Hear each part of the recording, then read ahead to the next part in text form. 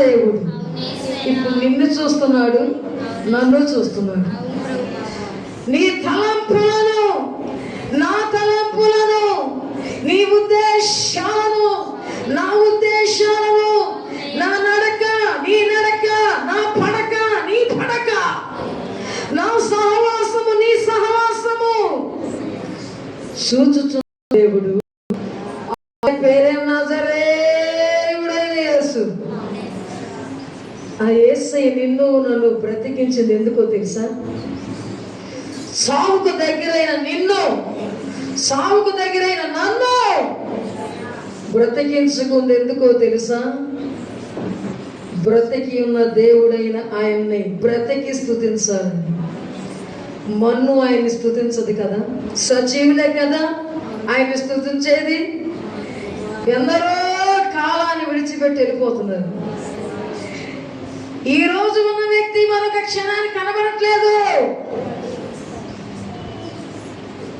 నీవు నేను బ్రతికి ఉన్నావంటే ఆ దేవుని, ఆ యేసయ్య దయ, ఆయన దయా సంకల్పం మన మీద ఉంది, మన మీద ఉంది, మన మీద ఉంది. కనుక ఈ పునరుద్ధాన దినములో ఆయన సన్నిధిలోకి వచ్చావు.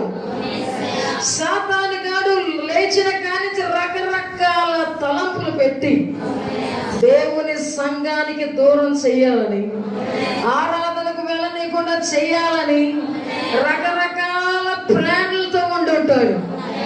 ఆ ప్లాన్లన్నిటి యేసయ్య తీసివేసి యేసయ్య పరిశుద్ధమైన ప్లాన్లతో నేను నింపి ఈ రోజు ఆయన మందిరంలోకి నిన్ను నా దేవుడు నడిపించుకున్నాడు.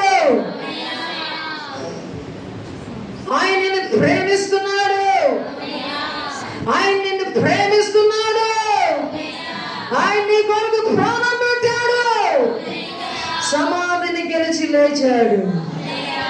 ఈ లోకంలో నీ కోసం ఎవరు ప్రాణం పెట్టలేదు, యేసయ్య నీ కోసం ప్రాణం పెట్టాడు. పాపములో నుంచి, శాపములో నుంచి, దోషములో నుంచి, సాతాను గారి చేతిలో నుంచి ఆయన నిన్ను బయటికి లాగి ఆయన పరిశుద్ధమైన రక్తముతో నీ ప్రతి పాపమును కడిగివేసి పరిశుద్ధుడిగా, పరిశుద్ధురాలుగా మార్చుకున్నాడు. అంత మంచి దేవుడు, మన కొరకైన రక్తాన్ని కాచిన దేవుడు.